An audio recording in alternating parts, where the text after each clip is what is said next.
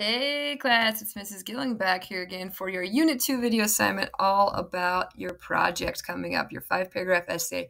Before I tell you about that, it's time for the joke of the unit. What dance was most popular in 1776? The Independence. Okay, I thought it was pretty good. All right, let's go on to our project options. So it's really important to write in history because writing helps us show that we're learning. It helps us apply. It helps us understand. And so you will be writing a 5-paragraph essay in this course, but I am giving you 2 options. So you get to pick which of these prompts you want to write on. So this project will allow you to take a topic you learned about briefly in the first unit, study it further, and form opinions that you will share in a 5-paragraph essay. Your project will be submitted at the end of Unit 2. Here are the 2 prompts you can choose from. So I'm giving you the information now so you can work on it throughout the unit. It's not due until the end of the unit, but I want you to kind of be working on it throughout so you don't feel overwhelmed at the end. So your first question that you can choose from is, did the Columbian Exchange do more good than harm? Now, I'm not looking for a particular answer here. I want you to tell me what you think, and I want you to back up your viewpoint with facts that you've learned in the course.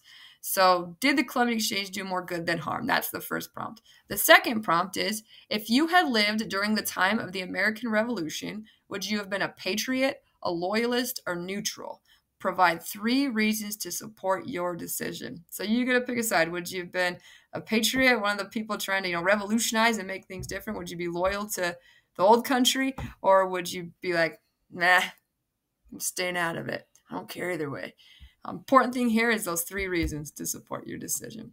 So here's some more in-depth directions for each of the options. So if you choose option number 1 about the Columbian Exchange, here's your rubric. So you're going to start with an introduction, and that's worth 10 points. So you need to have an attention grabber. That's like something to bring the reader in, because it's really hard when you just jump in a paper and it's like, I'm going to write about this, and they go, and you got to ease the people in a little bit, get them interested. So start with an attention grabber, maybe an interesting fact, a quote, a short story, something like that to bring the reader in. Then state your thesis statement. That's the main idea of your essay. So, for example, if you thought that the Columbian Exchange did more harm than good, your thesis statement would be something like, the Columbian Exchange did more harm than good. And then you would list the 3 reasons why you thought the Columbian Exchange did more harm than good. You're going to state your main points. After that, your first body paragraph is going to be at least 5 sentences where you share the first reason supporting your thesis statement. And then you're going to do that for each of the body paragraphs. Your second body paragraph will be 5 sentences with the second reason. The third paragraph, 5 sentences with the third reason.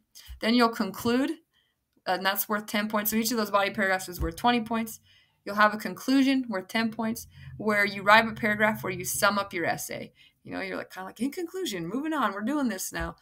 You'll restate your thesis statements to remind the reader what you talked about and summarize your 3 main points.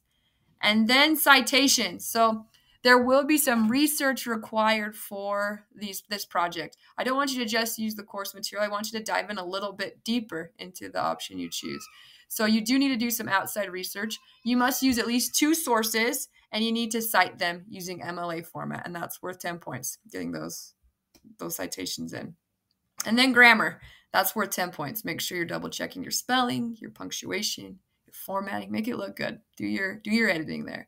And all that adds up to 20, 40, 60, 70, 80, 20, 40, 60, 70, 80, 90. Am I short? I'm short. We're missing points. Oh, no, introduction, 100. See, this is why I'm not a math teacher, you guys. This is good. You can see Mrs. Gilling even makes mistakes. Didn't see the introduction up there. All right, all adds up to 100 points. Moving on to the second option if you choose it.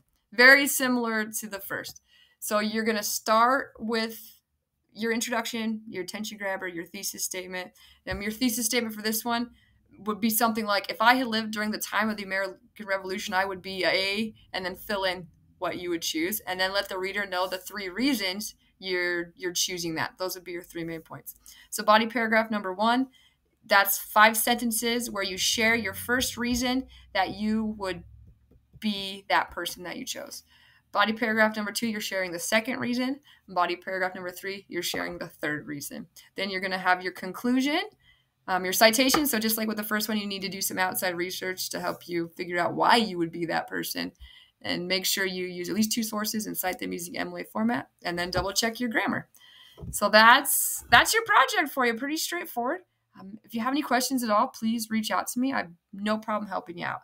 Other than that, good luck, and we'll catch you guys next time.